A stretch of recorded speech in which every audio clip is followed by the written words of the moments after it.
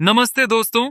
आज मैं आपको एक ऐसे इंसान की कहानी सुनाने जा रहा हूं जिसकी जिंदगी डर, हार, हिम्मत और कामयाबी से भरी हुई है।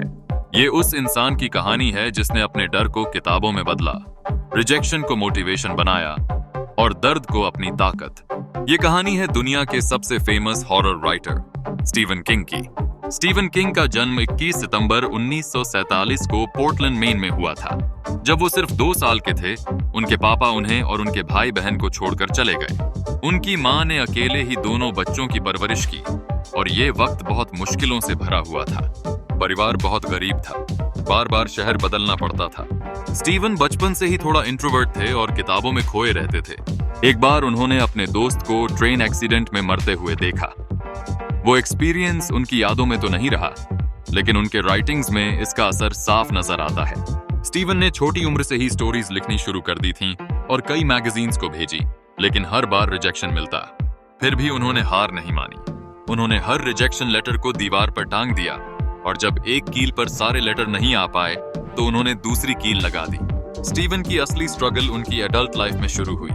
कॉलेज के बाद वो एक इंग्लिश टीचर की जॉब करने लगे और अपनी पत्नी टैबिथा के साथ एक छोटे से ट्रेलर में रहते थे। उनकी हालत इतनी खराब थी कि कई बार कपड़े उधार लेने पड़ते थे और उनके पास एक फोन भी नहीं था। फिर उन्होंने लिखना जारी रखा और तब उन्होंने कैरी नाम की एक कहानी पर काम करना शुरू किया। लेकिन इस कहानी को भी उन्होंने बीच में छोड़ दिया और गुस्से में ट्रैश में फेंक दिया।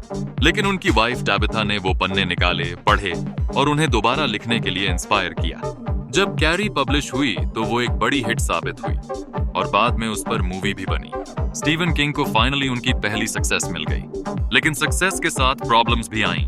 70s और 80s में स्टीवन अल्कोहल और ड्रग्स की एडिक्शन का शिकार हो गए। उन्होंने बाद में एडमिट किया कि वो इतने एडिक्टेड थे कि उन्हें ये तक याद नहीं कि उन्होंने कूजो जैसी पूरी नॉवेल कब लिखी। उनके फैमिली ने एक इंटरवेंशन किया और उनको उनकी हालत का एहसास कराया। ये उनके लिए टर्निंग पॉइंट था। स्टीवन ने एडिक्शन छोड़ने का फैसला किया और रिकवरी की पेनफुल जर्नी शुरू की। लेकिन मुश्किलें यहीं खत्म नहीं हुई। 1999 में जब वो रोड पर वॉक कर रहे थे, एक वैन ने उन्हें टक्कर मार दी। उनके लंग कोलैप्स हो गए, रिब्स टूट गए, हिप फ्रैक्चर हो गया और लेग में बहुत चोट आई। दर्द इतना ज्यादा था कि उन्होंने राइटिंग छोड़ने का भी सोचा, लेकिन उन्होंने फिर से खुद को उठाया और राइटिंग को अपनी थेरेपी बना लिया। स्टीवन ने जबरदस्त कमबैक किया।